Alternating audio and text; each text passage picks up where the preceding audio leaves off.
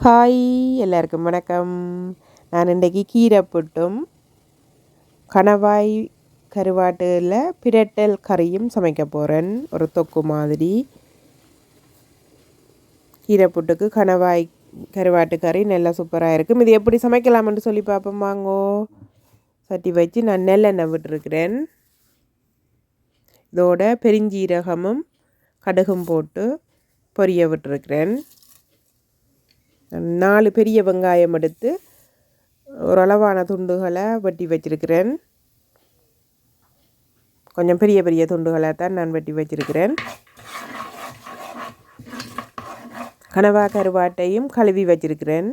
சின்ன சின்ன கட் பண்ணி போட்டு முதல்ல ஒரு கசுடு தண்ணியில் கழுவி எடுத்துட்டு பிறகு நார்மல் தண்ணியில் 2-3 தடவை கழுவி எடுத்து வச்சிருக்கிறேன். கொஞ்சம் நேரம் இந்த தண்ணியில் ஊற விட வேணும். சுடு தண்ணியில் ஊற விடக்கூடாது. நார்மல் தண்ணியில் கொஞ்சம் நேரம் ஊற விட்டுட்டு கழுவி எடுத்து வச்சுருக்கிறேன். இந்த கணவாய் கருவாடு சரியான உப்பு, அந்த உப்பும் கொஞ்சம் குறைய வேணும். கணவாய் கருவாடும் சாஃப்டாக வர வேணும். அதுக்காண்டி 2-3 தண்ணியில் கழுவிட்டு வச்சுருக்கிறேன். இந்த வெங்காயத்தோடு சேர்த்து மஞ்சள் தூள் போட்டிருக்கிறேன். வெங்காயத்தை கொஞ்சம் பெரிய பெரிய துண்டுகளை தான் கட் பண்ணியிருக்கிறேன். பார்க்க உங்களுக்கு தெரியும். ஆக சின்னனாக கட் பண்ணி இல்லை.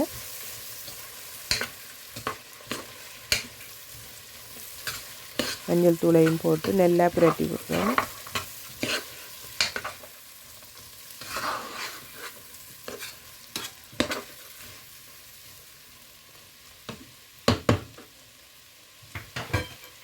இப்படியே மூடி அவிய விட்டுருக்கிறேன். இந்த வெங்காயம் அவிஞ்சு வதங்க வேணும்.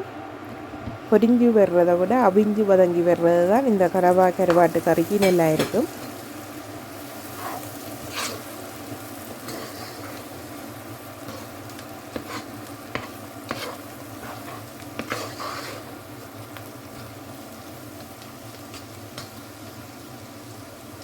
வதங்கி வந்துட்டுது. நான் யாழ்ப்பாணத்து கறித்தூள் போடுறேன். 1.5 மேசக்கரண்டி யாழ்ப்பாணத்து கறித்தூள் போட்டிருக்கிறேன். தனியாக கட்டைத்தூள் போட்டும் சமைக்கவும் நல்லா இருக்கும். அல்லது தனி மிளகாத்தூள் போட்டு சமைக்கவும் இந்த கறி நல்லா இருக்கும். நான் இன்றைக்கு யாழ்ப்பாணத்து கறித்தூள் தான் போட்டிருக்கிறேன்.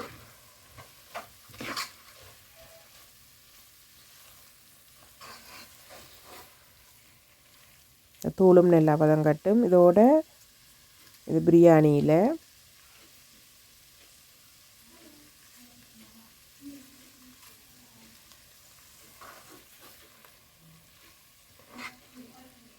அடுப்பு நல்லா குறைச்சி ஒரு மிதமான சூட்டில் வச்சு தான் இதை வதக்கி எடுக்க வேணும். எரிய விட்டுடக்கூடாது.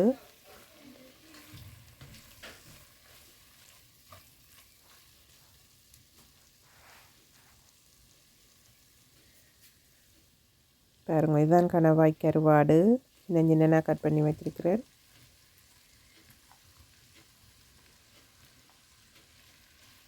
ரெண்டு 3 தேரம் தண்ணியில் கழுவி எடுத்து வைக்கவே நல்லா சாஃப்டாக வந்துட்டுது. இனி இந்த கறி இதோட வெங்காயம் தூளுகளோடு சேர்ந்து நல்லா பிரண்டு அவிஞ்சி வரணும்.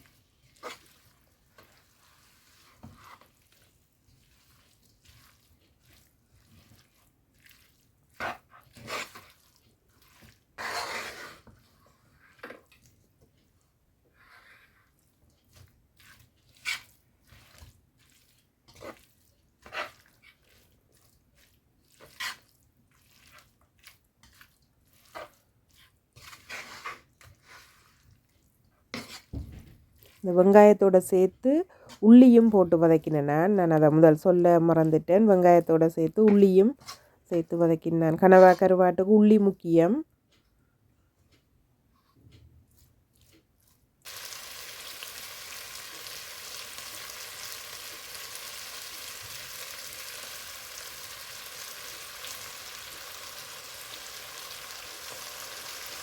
பழப்புளி நல்லா திக்காக கரைச்சி வச்சுருந்தேன். நான் அதையும் விட்டுருக்கிறேன்.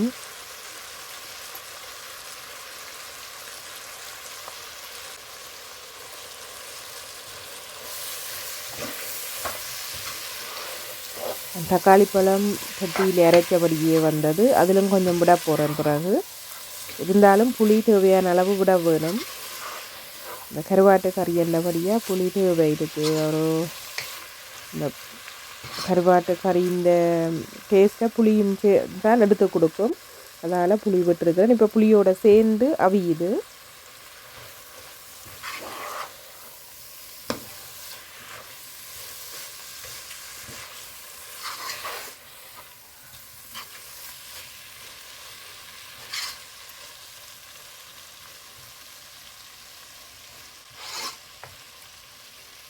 நல்லா கிளறி விடணும்.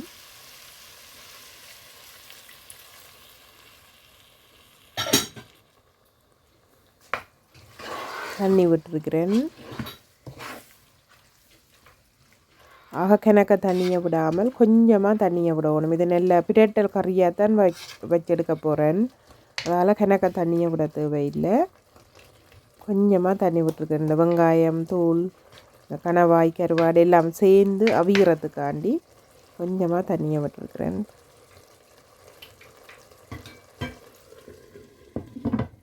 உப்பு டேஸ்ட் பார்க்குறேன். நல்ல அளவாக இருக்குது.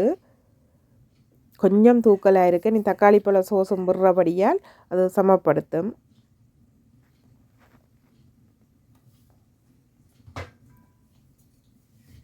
தக்காளி பழம் சோஸ் இல்லாட்டி நீங்கள் ஃப்ரெஷ்ஷாக தக்காளி பழத்தை நல்லா குருணியாக வட்டி போட்டு இந்த கருவாடு போடிக்க தக்காளி பழத்தையும் போட்டு வதக்கி எடுத்தாலும் நல்லா இருக்கும்.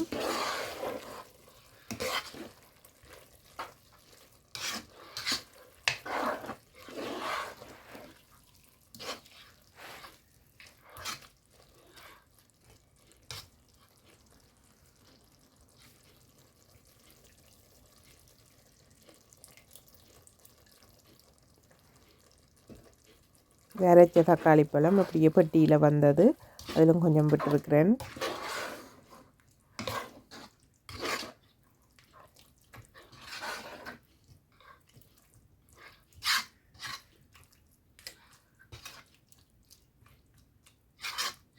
நல்ல பிரட்டல் கறியாக வரணும். இது இப்படியே மூடி விட போகிறேன்.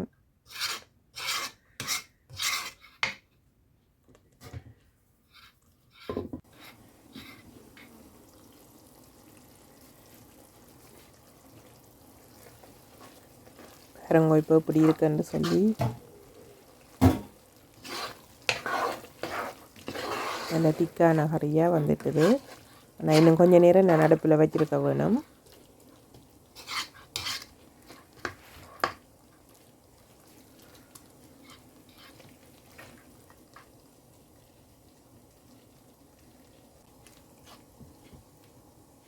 பாருங்க நல்ல பிரட்டல் கறியாக வந்திருக்குது.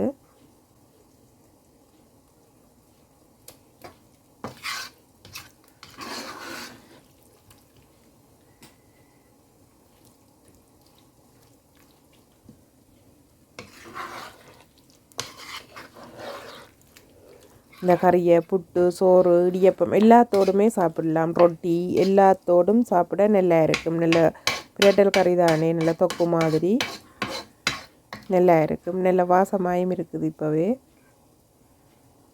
இதுக்கு நான் கொஞ்சம் வெந்தய பவுடரும் போட்டேன். நான் எடுபடையில் வீடியோவில் கணவாய் இறால் அந்த கருவாடுகள் என்ன சமைச்சாலுமே வெந்தயம் உள்ளி முக்கியம். நான் வெந்தயமாக போட இல்லை, வெந்தய பவுடராக கொஞ்சம் போட்டேன். நான் இப்போ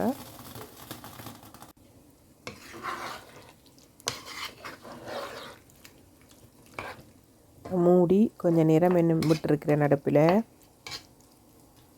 ஆஃப் பண்ணிட்டு அடுப்பிலேயே இருக்கட்டும். கிடக்கிட கிளறி விட வேணும் திறந்து.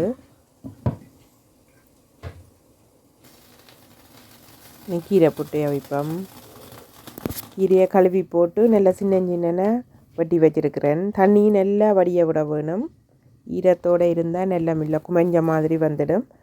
நான் முதலே கழுவி நல்லா தண்ணியை வடிய வச்சு நல்லா சின்ன கட் பண்ணி வச்சுருக்கிறேன்.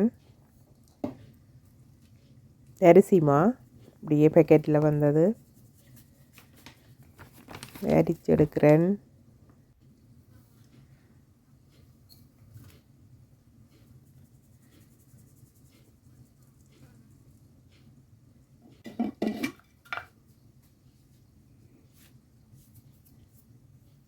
இதுக்கு இனி உப்பு போட போகிறேன். உப்பையும் போட்டுட்டு சுடுதண்ணியும் வச்சிருக்கிறேன்.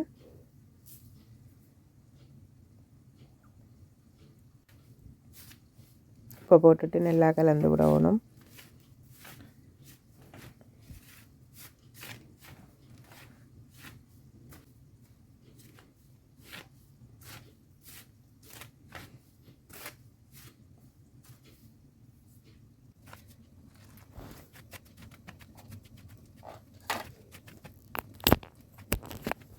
சுடுதண்ணியை கொஞ்சம் கொஞ்சமாக விட்டு இப்படியே மாவை குழைச்செடுக்க வேணும்.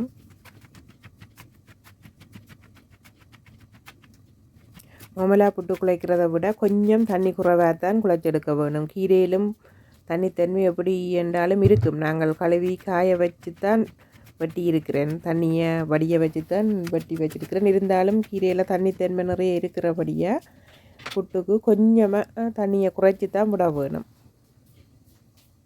அதோட அரிசி மாவும் ஒவ்வொரு அரிசி மாவு ஒவ்வொரு விதமாக தண்ணியை இழுக்கும். ஒரேடியாக தண்ணியை விட்டுடாமல் கொஞ்சம் கொஞ்சமாக தண்ணியை விட்டு குழைக்க வேணும் மாவை.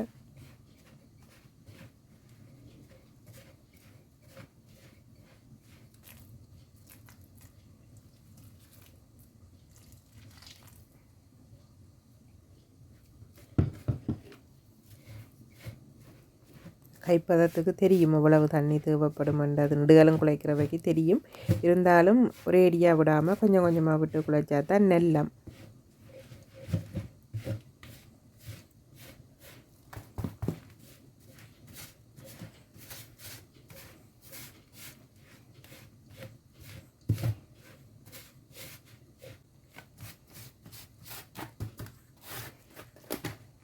தண்ணி விட்ட சுடு தண்ணி கொஞ்சம் மாறிட்டு தண்ணி கையால் குழைக்கலாம். ஆக பிணைஞ்சும் குழைக்கக்கூடாது.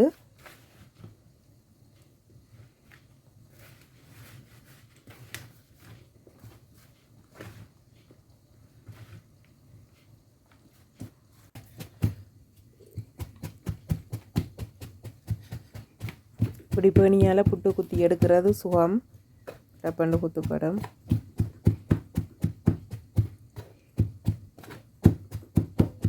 கூடுதலாக நாக்கள் இப்படியான ஒரு பேணி வச்சு தான் குத்துவீங்க. இப்படியான ஒரு சில்வர் பேணிலாம் குத்துவீங்கன்னு நினைக்கிறேன்.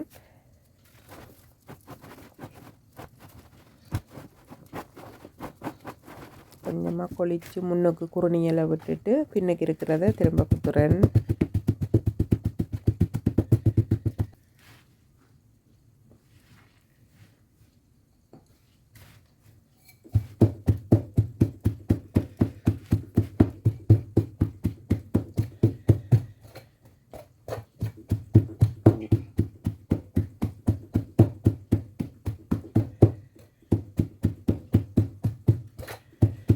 ஓரளவு குறுணியாக குத்தி எடுக்க வேணும்.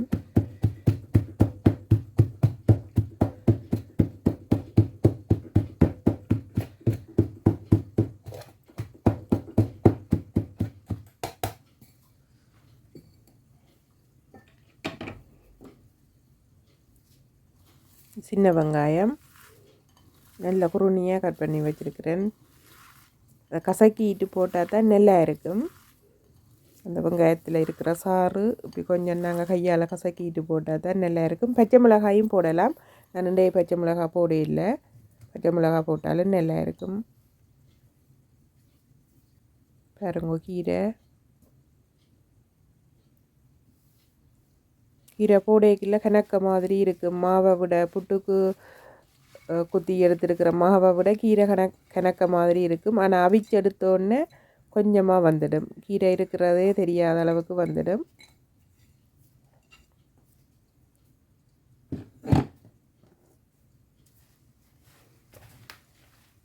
எல்லாம் கலந்து விட வேணும்.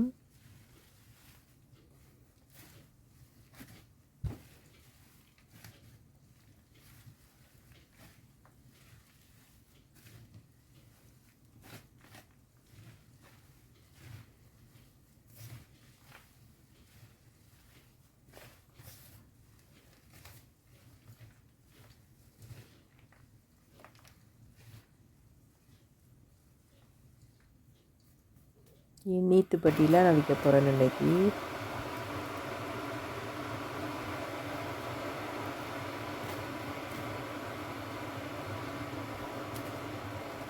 நீத்துப்பட்டியில் போடிக்க ஒரே அடியாக அமர்த்தி போடக்கூடாது. இப்படியே கொஞ்சம் கொஞ்சமாக அப்படியே கிள்ளி மெதுவாக போட வேணும்.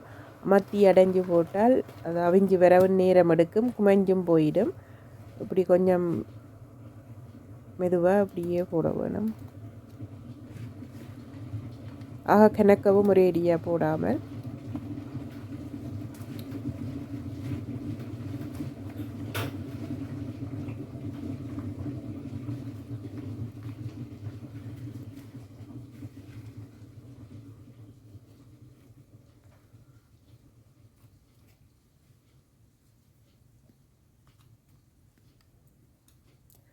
பானையும் வச்சிருக்கிறேன். தண்ணி கொதிச்சு கொண்டு இருக்குது.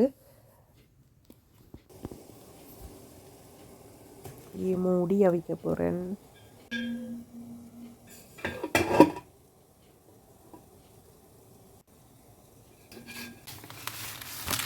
ஏழு 8 நிமிஷம் அப்படி அவிய வேணும். 7 8 10 நிமிஷம் அப்படி அவிஞ்சாக்கா நெல்லம். ஒருக்கா தேங்காய் பூ போடாமல் எடுத்து அவிக்கிறேன். திரும்ப கொஞ்சமாக மிச்சம் இருக்கிற மாவுக்கு தேங்காய் பூ, இது காஞ்ச தேங்காய் பூ, ஃப்ரெஷ் பூ போட்டால் நல்லா இருக்கும். என்கிட்ட காஞ்ச பூ தான் இருக்குது இன்றைக்கி, அதால் பேக்கெட்டில் வந்த காஞ்ச பூவை தான் போட்டிருக்கிறேன்.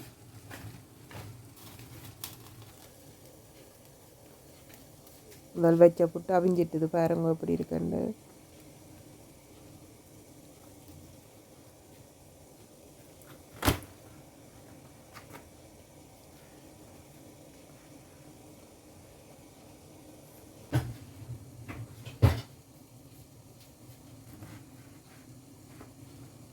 சுட சுட கறியோட சாப்பிட நல்லா இருக்கும்.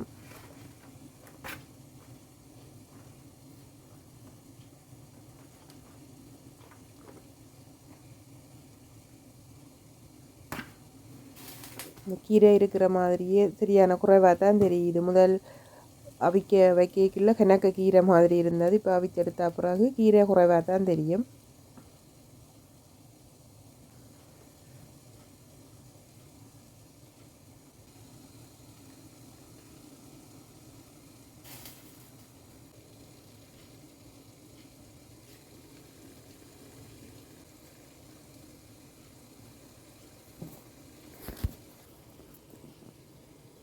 இப்படி இருக்குன்னு சொல்லி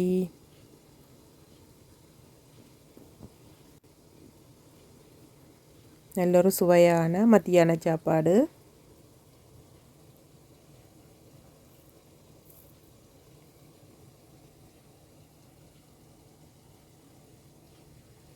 ஃப்ரெஷ்ஷாக கீரை கிடைச்சா நீங்களும் இப்படி கீரை போட்டு அவிச்சு பாருங்கோ.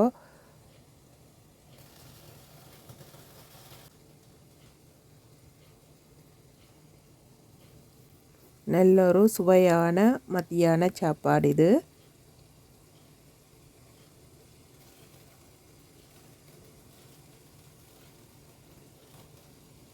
சரி, நான் சாப்பிட போகிறேன்.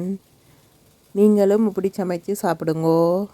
இவ்வளவு நேரமும் என் வீடியோவை பார்த்ததுக்கு நன்றி. மீண்டும் இன்னும் ஒரு சுவையான சாப்பாட்டோட சந்திப்போம். நன்றி, வணக்கம்.